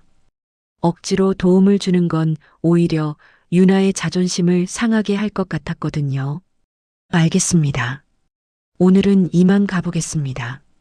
하지만 마음이 바뀌시면 언제든 연락 주세요. 세진이 명함을 테이블 위에 놓았습니다. 유나는 명함을 보지도 않았어요. 정숙 여사가 휠체어에서 유나를 바라봤습니다. 유나야, 내 할머니한테 전해줘. 정숙이가 잘 살았다고, 내 덕분에 잘 살았다고, 고맙다고. 유나는 고개를 끄덕였습니다. 목이 메어 말이 나오지 않았어요. 세진이 어머니의 휠체어를 밀고 나갔습니다. 현관문이 닫혔어요. 발소리가 계단을 올라가는 소리가 들렸습니다. 그리고 차 문이 닫히는 소리, 엔진 소리, 점점 멀어지는 소리. 유나는 창문으로 차가 떠나는 것을 봤습니다. 검은색 세단이 눈 덮인 골목을 빠져나갔어요. 그제야 유나는 털썩 바닥에 주저앉았습니다. 잘한 거야. 남의 도움 없이도 할 수 있어. 지금까지도 그랬잖아. 스스로에게 말했습니다. 하지만 눈물이 흘러내렸어요. 솔직히 말하면 받고 싶었습니다. 도움을 받고 싶었어요. 할머니 병원비 걱정 없이, 유학 걱정 없이 그림에만 집중하고 싶었습니다. 하지만 자존심이 허락하지 않았어요. 불쌍해서 도와주는 것 같았거든요. 가난한 집애가 불쌍해서 베푸는 자성 같았어요. 유나는 눈물을 닦고 일어났습니다. 안방으로 가서 할머니를 봤어요. 복순 할머니는 잠들어 계셨습니다. 평화로운 얼굴이었죠. 할머니, 그런 일이 있었구나. 전쟁 때 사람을 살렸구나. 그것도 말 안 하셨네. 유나가 할머니의 손을 잡았습니다. 주름지고 마른 손이었어요. 할머니가 가르쳐 주신 대로 살았어. 남을 먼저 생각하라고 하셨잖아. 그래서 그 할머니를 구했어. 잘한 거지? 대답은 없었습니다. 할머니는 조용히 숨만 쉬고 계셨어요. 유나는 할머니 곁에 누웠습니다. 오늘 하루가 너무 길었어요. 몸도 마음도 지쳐 있었죠. 무릎에 상처가 욱신거렸지만 신경 쓸 힘도 없었습니다. 눈을 감자마자 잠이 들었어요. 얼마나 잤을까요? 갑자기 이상한 소리에 눈이 떠졌습니다. 헐떡거리는 소리. 할머니였어요. 할머니? 유나가 급히 일어났습니다. 할머니가 숨을 제대로 못 쉬고 계셨어요. 얼굴이 새파랗게 질려 있었습니다. 할머니, 할머니. 유나가 할머니를 흔들었습니다. 하지만 반응이 없었어요. 눈은 감긴 채 헐떡거리기만 했습니다. 유나는 급히 119에 전화했습니다. 여기 환자가 숨을 못 쉬어요. 빨리 와주세요. 전화기를 붙잡고 주소를 말하는 동안에도 할머니의 숨소리는 점점 약해졌습니다. 유나는 공포에 질렸어요. 할머니, 제발, 제발 정신 차려요. 얼마나 지났을까요? 구급대원들이 도착했습니다. 할머니를 들것에 실었어요. 유나도 함께 구급차에 탔습니다. 보호자분이세요? 네, 손녀예요. 환자분 평소에 지병이 있으셨나요? 치매가 있어요. 그리고 심장이 안 좋으세요. 구급대원이 고개를 끄덕이며 할머니에게 산소 마스크를 씌웠습니다. 사이렌 소리가 울렸어요. 구급차가 눈 덮인 도로를 달렸습니다. 유나는 할머니의 손을 꼭 잡았습니다. 차갑고 축축한 손이었어요. 할머니, 제발. 저 두고 가시면 안 돼요. 병원에 도착하자 할머니는 곧바로 응급실로 실려갔습니다. 유나는 응급실 앞에서 기다렸어요. 시간이 멈춘 것 같았습니다. 1시간이 지났을까요? 의사가 나왔습니다. 보호자분이세요? 네. 환자분이 심부전 증상을 보이셨어요. 지금은 일단 안정을 찾으셨는데 계속 관찰이 필요합니다. 입원하셔야 해요. 유나는 고개를 끄덕였습니다. 그리고 물었어요. 비용이 얼마나 들까요?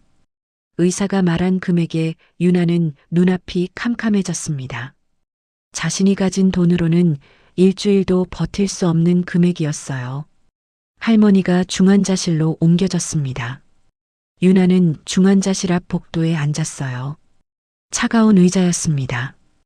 형광등 불빛이 너무 밝았어요. 핸드폰을 꺼냈습니다. 통장 잔액을 확인했어요. 32만 원. 이번 달 월세도 못 내는 돈이었죠. 어떻게 하지? 머릿속이 하얗게 비었습니다.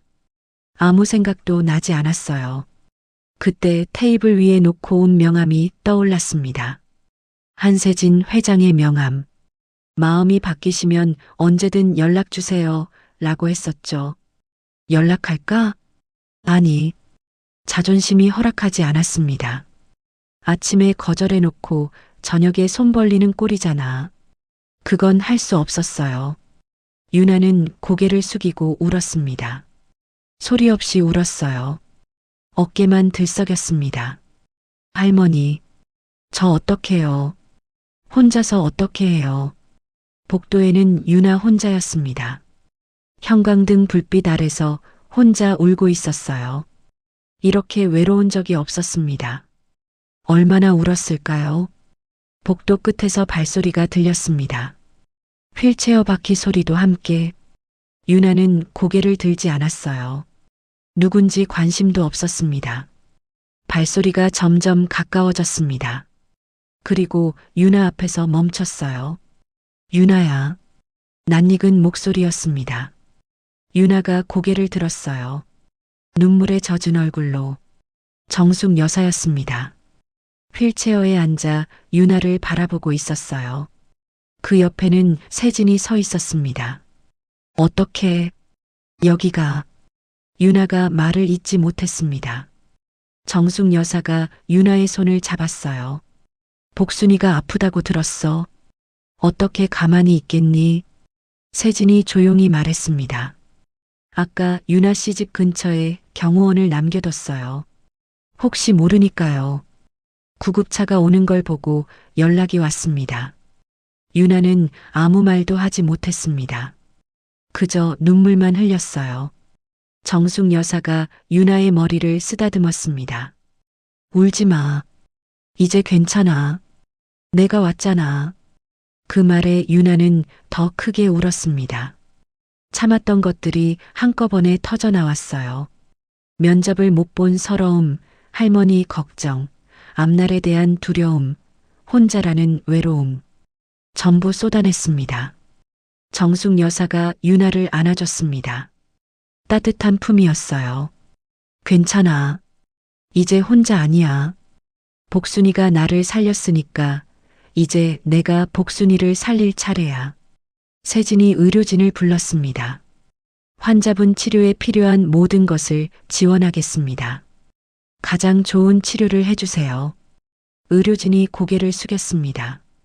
세진은 유나에게 다가와 조용히 말했어요. 이건 동정이 아닙니다. 50년 전 은혜를 갚는 겁니다. 거절하지 마세요.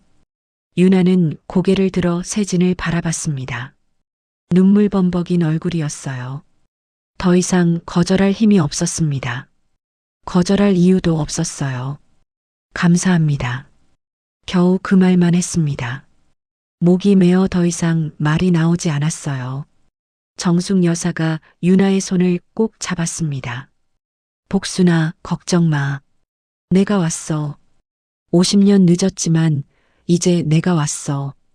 중환자실 안에서 복순 할머니가 조용히 숨을 쉬고 있었습니다. 그리고 중환자실 밖에서는 세 사람이 함께 서 있었어요. 50년 전 눈보라 속에서 시작된 인연이 이제야 제자리를 찾아가고 있었습니다. 일주일이 지났습니다. 복순 할머니는 중환자실에서 일반 병실로 옮겨졌어요. 세진이 준비한 VIP 병실이었습니다. 넓고 밝은 방이었어요. 창밖으로 햇살이 들어왔고 꽃병에는 싱싱한 꽃이 꽂혀 있었습니다. 유나는 매일 병실을 지켰습니다. 밤에도 병실 소파에서 잤어요. 할머니 곁을 떠나지 않았죠. 복순 할머니는 대부분의 시간을 잠들어 계셨습니다. 가끔 눈을 뜨셔도 멍한 표정이었어요. 유나를 알아보실 때도 있고 못 알아보실 때도 있었습니다. 할머니, 저예요. 유나예요. 유나가 매번 말했습니다. 할머니는 고개를 끄덕이다가도 금세 눈을 감으셨어요. 의사가 말했습니다. 심장은 안정을 찾으셨어요. 하지만 치매 증상이 심해지셨습니다. 좋아지셨다, 나빠지셨다 반복하실 거예요. 유나는 고개를 끄덕였습니다. 알고 있었어요. 치매는 그런 병이니까. 정숙 여사도 매일 병문안을 왔습니다. 휠체어를 타고 와서 복순 할머니 곁에 앉았어요. 말없이 손만 잡고 있었습니다. 두 할머니가 나란히 있는 모습은 묘하게 평화로웠어요. 그날도 정숙 여사가 방문한 날이었습니다.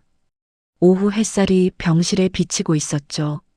정숙 여사가 복순 할머니의 손을 잡고 있었어요.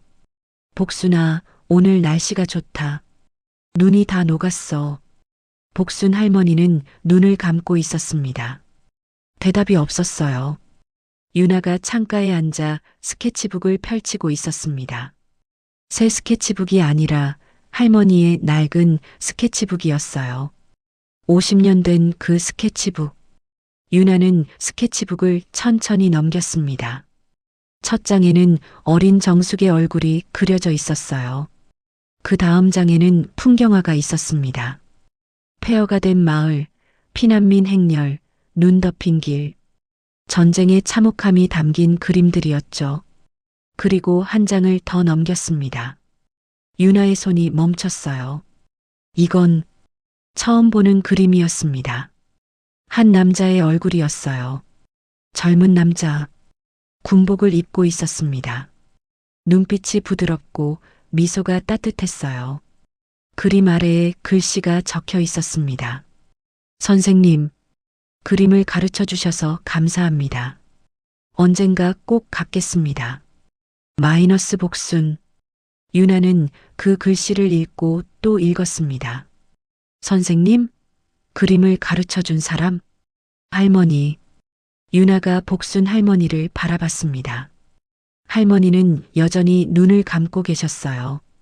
정숙 여사가 물었습니다. 뭘 봤니? 유나가 스케치북을 보여줬습니다. 정숙 여사가 그림을 봤어요. 이 사람은 모르겠어요. 처음 보는 그림이에요. 할머니가 그리신 것 같은데. 정숙 여사가 그림을 자세히 봤습니다. 군복 차림의 젊은 남자. 뭔가 생각나는 듯 미간을 찌푸렸어요. 혹시 그때였습니다. 복순 할머니가 눈을 떴어요. 흐릿하던 눈빛이 또렷해졌습니다. 치매 환자들이 가끔 보이는 맑은 순간이었죠. 그 그림, 복순 할머니가 말했습니다. 목소리가 갈라졌어요. 선생님이야. 유나가 급히 할머니에게 다가갔습니다. 할머니, 이분이 누구세요? 복순 할머니가 천천히 손을 뻗어 그림을 만졌습니다. 주름진 손가락이 종이 위를 쓰다듬었어요. 전쟁 전이었어. 우리 마을에 미술 선생님이 계셨어. 젊은 분이었지. 서울에서 온 선생님. 복순 할머니의 눈에 눈물이 고이기 시작했습니다. 나한테 그림을 가르쳐 주셨어. 가난한 집 애한테. 종이랑 연필이랑 다 사주시고 그림 그리는 법을 가르쳐 주셨어. 유나는 숨을 죽이고 들었습니다. 그런데 전쟁이 났어. 선생님이 군인으로 끌려가셨어. 가시기 전에 나한테 스케치북을 주셨어. 복순아, 이거 가지고 계속 그림 그려라. 전쟁 끝나면 다시 만나자. 그렇게 말씀하셨어. 복순 할머니의 목소리가 떨렸습니다. 근데 안 오셨어. 전쟁이 끝나도 안 오셨어. 돌아가신 거야. 전쟁터에서 눈물이 주르륵 흘러내렸습니다. 그래서 이 스케치북을 버릴 수가 없었어. 선생님이 주신 거니까. 선생님 은혜를 갚아야 하니까. 복순 할머니가 정숙 여사를 바라봤습니다. 그래서 너를 살린 거야, 정수가. 정숙 여사가 놀란 표정을 지었습니다. 나를? 응. 눈밭에서 죽어가는 너를 봤을 때 선생님 생각이 났어.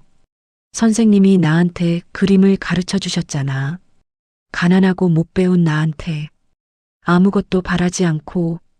복순 할머니가 정숙 여사의 손을 잡았습니다. 나도 그렇게 하고 싶었어. 아무것도 바라지 않고 누군가를 도와주고 싶었어. 그게 선생님 은혜를 갚는 거라고 생각했어. 정숙 여사의 눈에서 눈물이 흘러내렸습니다. 복순아, 그래서 감자를 줬어. 내가 가진 전부였지만 줬어. 그리고 내 얼굴을 그렸어. 선생님이 가르쳐 주신 대로. 복순 할머니가 스케치북을 쓰다듬었습니다. 이 스케치북에 내 얼굴을 그리면 선생님이 기뻐하실 것 같았어. 선생님이 가르쳐 준 그림으로 사람을 살렸다고. 그러면 선생님 은혜를 조금이라도 갚는 거라고. 유나는 할머니의 이야기를 듣고 눈물이 멈추지 않았습니다. 할머니의 평생이 담긴 이야기였어요. 전쟁의 상처, 은인에 대한 그리움, 은혜를 갚고 싶은 마음. 할머니, 유나가 할머니의 손을 잡았습니다. 그래서 저한테도 그림을 가르쳐 주신 거예요? 복순 할머니가 유나를 바라봤습니다. 희미하게 웃었어요. 그래, 내가 어릴 때부터 그림에 재능이 있었어. 선생님을 닮았다고 생각했어. 내가 받은 거 너한테 물려주고 싶었어. 유나는 참았던 울음을 터뜨렸습니다. 할머니 품에 안겨 엉엉 울었어요. 몰랐어요. 그런 사연이 있는 줄 몰랐어요. 복순 할머니가 유나의 머리를 쓰다듬었습니다. 우리 유나가 그림을 잘 그려서 선생님도 기뻐하실 거야. 내가 은혜를 다 갚은 거야. 정숙 여사도 두 사람 곁으로 다가왔습니다. 세 사람이 함께 끌어안았어요. 울음소리가 병실에 가득 찼습니다. 그때 병실 문이 열렸습니다. 세진이 들어왔어요. 세 사람이 끌어안고 우는 모습을 보고 걸음을 멈췄습니다. 무슨 일이? 정숙 여사가 고개를 들었습니다. 눈물 범벅인 얼굴이었어요. 세진아, 이리 와. 세진이 다가갔습니다. 정숙 여사가 스케치북을 보여줬어요. 이분이 누군지 알겠니? 세진이 그림을 봤습니다. 군복 차림의 젊은 남자. 모르겠는데요. 복순이한테 그림을 가르쳐 주신 분이래. 전쟁 때 돌아가셨대. 세진은 그림을 자세히 봤습니다. 그리고 그림 아래 글씨를 읽었어요. 선생님, 그림을 가르쳐 주셔서 감사합니다. 언젠가 꼭 갚겠습니다. 세진의 눈이 커졌습니다. 이게 언젠가 꼭 갚겠습니다라는 말의 뜻이. 그래. 복순이는 그 선생님 은혜를 갚고 싶었대.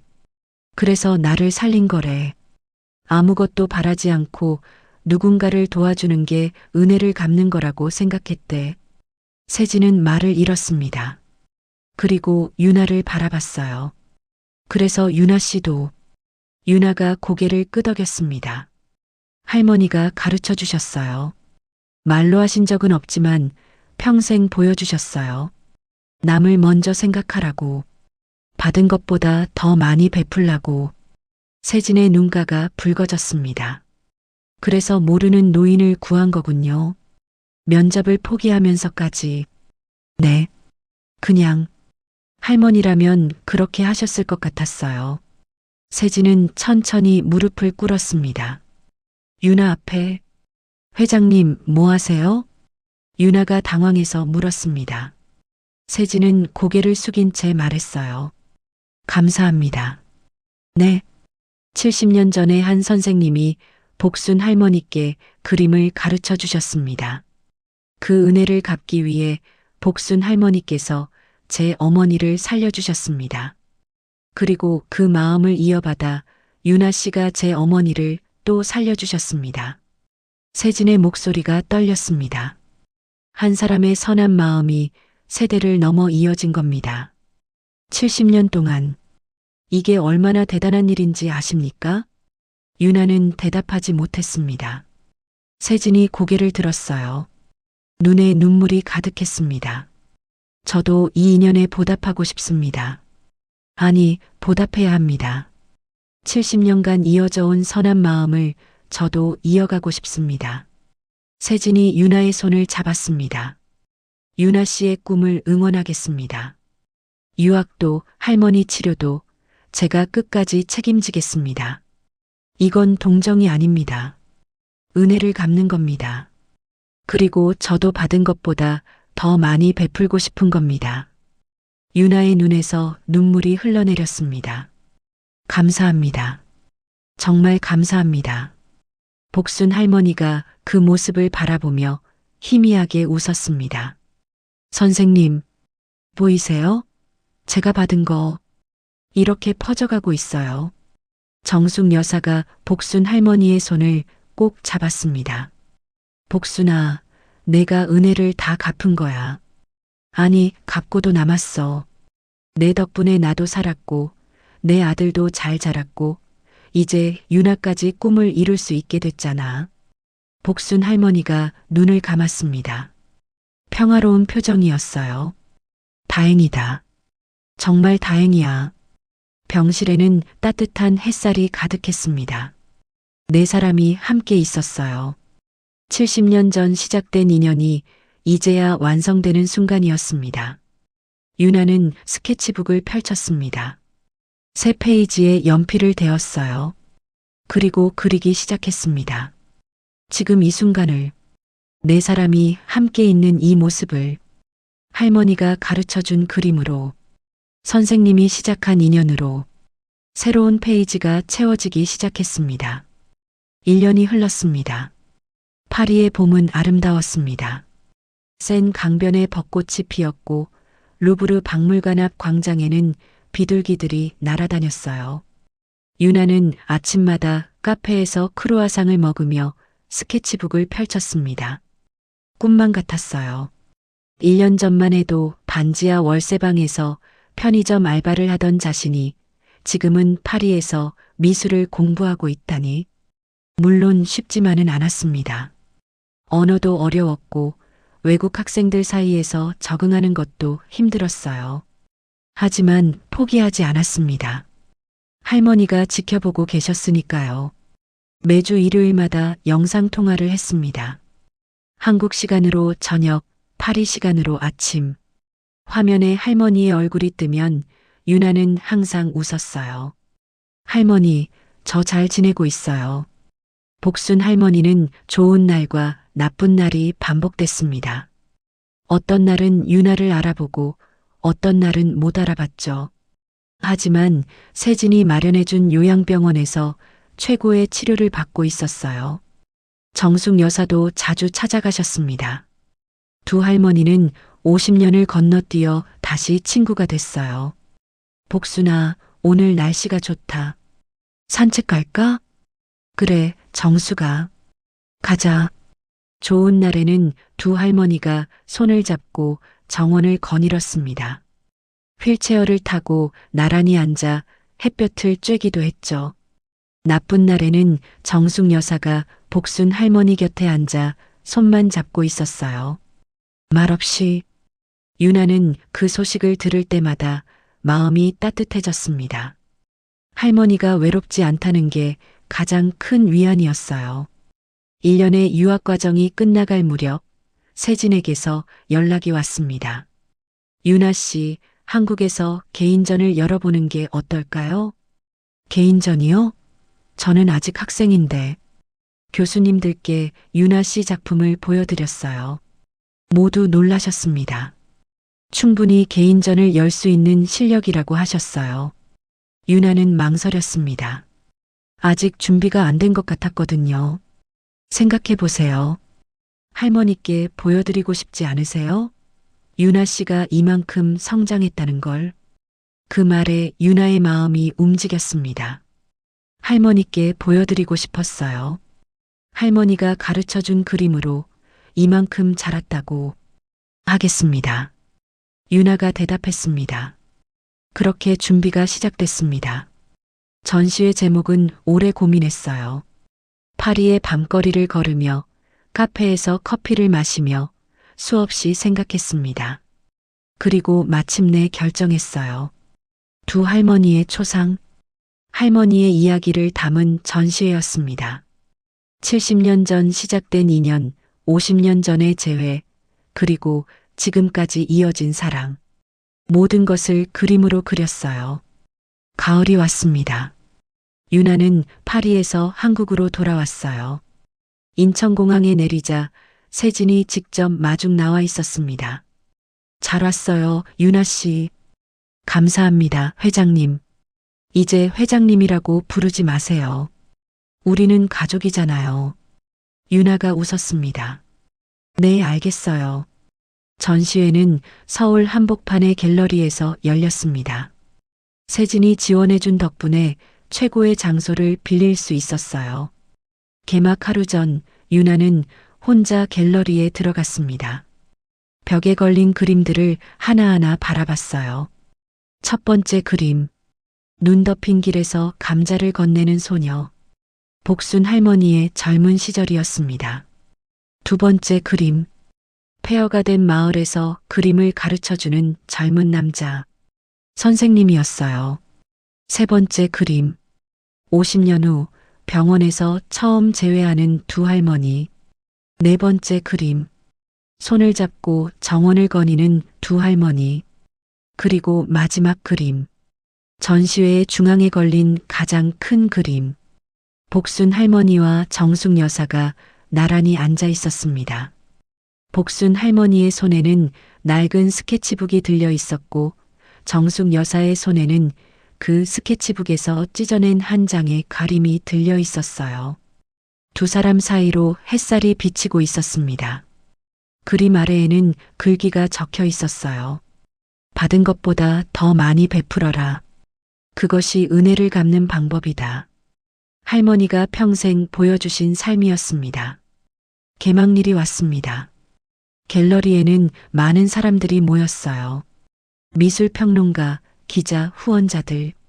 세진의 인맥 덕분에 유명 인사들도 많이 왔습니다. 하지만 유나에게 가장 중요한 손님은 따로 있었어요. 휠체어를 탄 두 할머니가 갤러리에 들어왔습니다. 복순 할머니와 정숙 여사, 나란히 앉아 있었어요. 복순 할머니는 오늘따라 눈빛이 맑았습니다. 좋은 날이었어요. 할머니 왔어요. 유나가 달려가 할머니를 안았습니다. 유나야. 복순 할머니가 유나의 얼굴을 쓰다듬었습니다. 우리 유나. 컸네. 네, 할머니. 할머니 덕분이에요. 유나가 두 할머니의 휠체어를 밀고 갤러리 안으로 들어갔습니다. 사람들이 길을 열어줬어요. 전시회 중앙에 도착했습니다. 두 할머니의 초상화 앞이었죠. 유나가 휠체어를 멈췄습니다. 할머니, 보세요. 제가 그린 거예요. 복순 할머니가 그림을 올려다봤습니다. 한참 동안 말이 없었어요. 그리고 눈물이 흘러내렸습니다. 이게 나야? 네, 할머니. 할머니랑 정숙 할머니예요. 정숙 여사도 그림을 바라봤습니다. 역시 눈물이 흘렀어요. 복순아, 우리 둘이다. 그러네. 우리 둘이네. 두 할머니가 서로의 손을 잡았습니다. 주름진 손이었어요. 70년 전의 소녀들이 지금은 80이 넘은 할머니가 됐지만 손을 잡은 모습은 여전히 아이들 같았습니다. 복순 할머니가 유나를 바라봤습니다. 유나야. 네, 할머니. 선생님이 보셨으면 기뻐하셨을 거야. 유나의 눈에서 눈물이 흘러내렸습니다. 할머니가 가르쳐 주신 거예요. 선생님이 할머니한테 가르쳐 주시고 할머니가 저한테 가르쳐 주셨잖아요. 복순 할머니가 희미하게 웃었습니다. 그래. 그렇구나. 이어진 거구나. 세진이 다가왔습니다. 그 옆에는 가족들이 함께 있었어요. 세진의 아내, 자녀들. 모두 유나의 전시회를 보러 온 거였습니다. 세진이 마이크를 잡았습니다. 오늘 이 자리에 와주신 분들께 감사드립니다. 이 전시회는 단순한 미술 전시회가 아닙니다. 한 가족의 이야기입니다. 아니, 두 가족의 이야기입니다. 아니, 70년에 걸친 인연의 이야기입니다. 사람들이 조용히 귀 기울였습니다. 70년 전 한 선생님이 가난한 소녀에게 그림을 가르쳐 주셨습니다. 그 소녀는 선생님의 은혜를 잊지 않았고 전쟁 중에 또 다른 소녀의 목숨을 구했습니다. 50년이 지나고 그 소녀의 손녀가 또한 생명을 구했습니다. 바로 제 어머니입니다. 세진의 목소리가 떨렸습니다. 한 사람의 선한 마음이 세대를 넘어 이어졌습니다. 이 전시회는 그 인연에 대한 감사입니다. 그리고 저도 이 인연을 이어가겠다는 다짐입니다. 세진이 유나에게 마이크를 건넸습니다. 유나 씨, 한 말씀 해주세요. 유나는 떨리는 손으로 마이크를 받았습니다. 사람들을 둘러봤어요. 그리고 할머니를 바라봤습니다. 저는 할머니 밑에서 자랐어요. 어릴 때부터 할머니가 그림을 가르쳐 주셨어요. 붙잡는 법, 색을 섞는 법, 그림자를 그리는 법. 하지만 할머니가 진짜로 가르쳐 주신 건 그게 아니었어요. 유나의 목소리가 갈라졌습니다. 할머니는 남을 먼저 생각하라고 가르쳐 주셨어요. 받은 것보다 더 많이 베풀라고 가르쳐 주셨어요. 말로 하신 적은 없어요. 평생 보여주셨어요. 당신의 삶으로. 유나가 눈물을 훔쳤습니다. 1년 전 저는 인생에서 가장 중요한 면접을 포기하고 모르는 할머니를 구했어요. 후회 안 했어요. 왜냐하면 저는 우리 할머니의 손녀니까요. 할머니라면 그렇게 하셨을 거니까요. 유나가 복순 할머니를 바라봤습니다. 할머니, 감사해요. 저를 키워주셔서, 그림을 가르쳐 주셔서, 그리고 어떻게 살아야 하는지 보여주셔서. 복순 할머니가 손을 들어 유나에게 흔들었습니다. 눈물이 흐르고 있었지만 미소를 짓고 있었어요. 우리 유나, 자랑스러워. 갤러리에 박수 소리가 터져 나왔습니다. 사람들이 눈물을 훔치며 박수를 쳤어요. 전시회가 끝나고 사람들이 하나둘 떠났습니다. 갤러리에는 두 가족만 남았어요. 세진의 가족과 유나의 가족. 두 할머니를 중심으로 모두가 둘러섰습니다. 세진이 말했습니다. 앞으로 우리는 한 가족입니다. 70년 전에 시작된 인연이 이제야 완성된 겁니다. 정숙 여사가 복순 할머니의 손을 잡았습니다. 복순아, 이제 외롭지 않을 거야. 내가 있잖아. 복순 할머니가 정숙 여사를 바라봤습니다.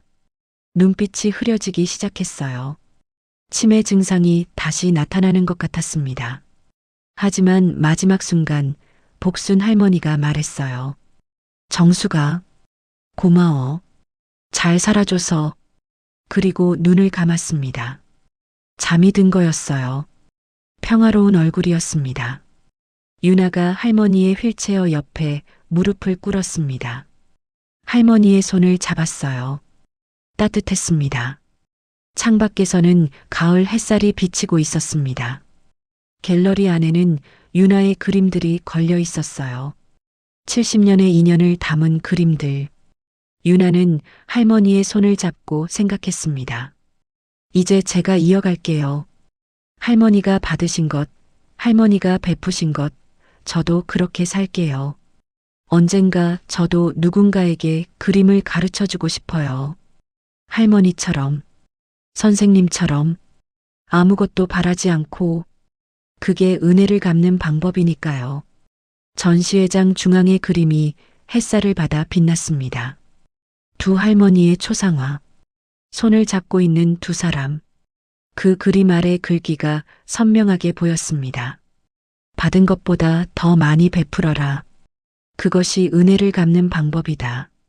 70년 전 한 선생님이 뿌린 씨앗이 복순 할머니를 통해 정숙 여사를 살리고 유나를 통해 다시 정숙 여사를 살리고 이제 유나의 그림으로 수많은 사람들의 마음을 움직이고 있었습니다. 인연은 끝나지 않았어요. 돌고 돌아 계속 이어질 거였습니다. 유나는 스케치북을 펼쳤습니다. 할머니의 낡은 스케치북. 50년 된 종이 사이에 새 페이지를 끼워 넣었어요. 그리고 연필을 들었습니다. 새로운 그림을 그리기 시작했습니다. 다음 세대를 위한 그림을. 오늘 사연이 마음에 남으셨다면 구독과 좋아요 부탁드립니다. 사연의 주인공에게 따뜻한 한마디도 댓글로 남겨주세요.